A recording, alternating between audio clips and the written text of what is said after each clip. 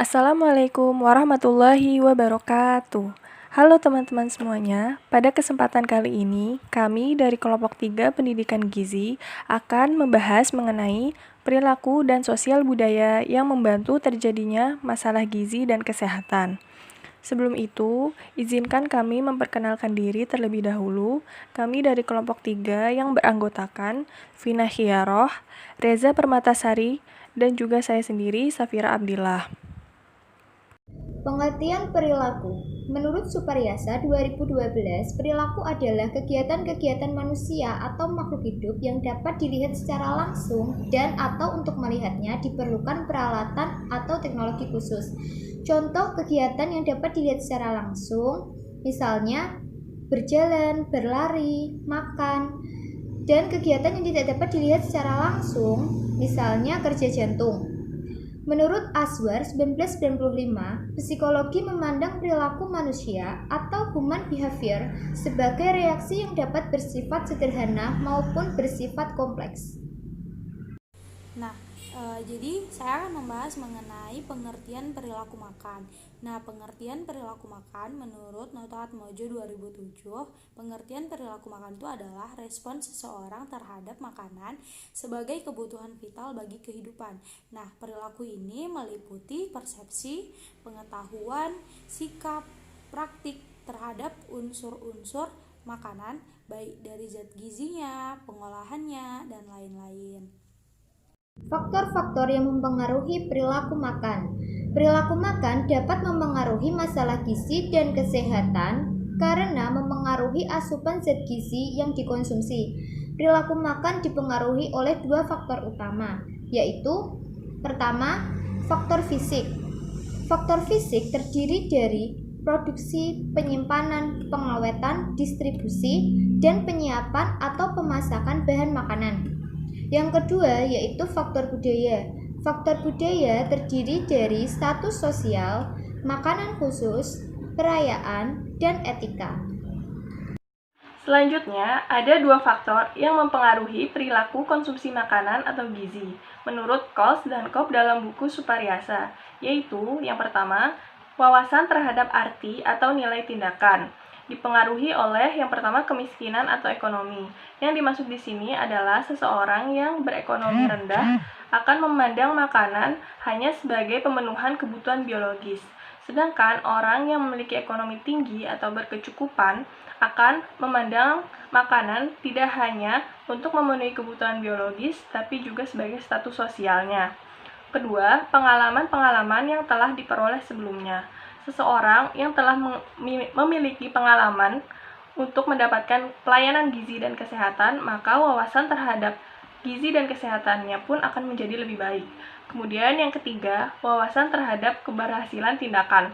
Jadi seseorang yang sudah mengetahui keberhasilan dari pelayanan gizi dan kesehatan baik dari keluarganya maupun dari tetangganya, maka akan memiliki wawasan terhadap pelayanan gizi dan kesehatan yang lebih baik. Selanjutnya, faktor yang mempengaruhi perilaku konsumsi makanan yang kedua adalah wawasan terhadap ancaman rasa lapar dan gizi kurang yang dipengaruhi oleh informasi yang tersedia, pendidikan, pekerjaan, pendapatan, umur, dan etnis. Berikut ini ada hubungan wawasan terhadap ancaman rasa lapar dan gizi kurang dan faktor yang mempengaruhi tindakan dengan perilaku konsumsi makanan atau gizi. Nah, di sini ada yang di dalam kotak adalah faktor yang mempengaruhi rasa lapar dan gizi kurang, yaitu ada umur, jenis kelamin, suku atau golongan etnik, ada juga pendidikan, pekerjaan, pendapatan, tempat tinggal, informasi yang tersedia, wawasan terhadap ancaman rasa lapar dan gizi kurang, dan juga ada pentingnya pangan dan gizi. Kemudian, faktor yang mempengaruhi wawasan tindakan yang tepat ada pengalaman menerima pelayanan gizi atau kesehatan atau KB masa lalu, ada juga wawasan keberhasilan tindakan, dan wawasan terhadap arti atau nilai tindakan. Yang mana yang telah kita ketahui bahwa ada dua faktor yang mempengaruhi perilaku konsumsi makanan atau gizi, yaitu yang digarisbawahi berwarna merah, yaitu wawasan terhadap ancaman rasa lapar dan gizi kurang, dan wawasan terhadap arti atau nilai tindakan, yang dimana ini saling terhubung. Ada faktor-faktor yang mempengaruhinya juga, yaitu ditandai dengan panah yang mengarah kepada wawasan tersebut, di mana wawasan terhadap arti atau nilai tindakan dipengaruhi juga oleh umur, jenis kelamin, suku atau golongan etnik, pendidikan, pekerjaan, pendapatan, tempat tinggal, informasi yang tersedia, biaya, kemudian pengalaman menerima pelayanan gizi atau kesehatan atau KB masa lalu, dan juga wawasan keberhasilan tindakan. Sedangkan wawasan terhadap ancaman rasa lapar dan gizi kurang dipengaruhi oleh pentingnya pangan dan gizi, wawasan terhadap pengaruh emosi, dan juga wawasan terhadap kesungguhan.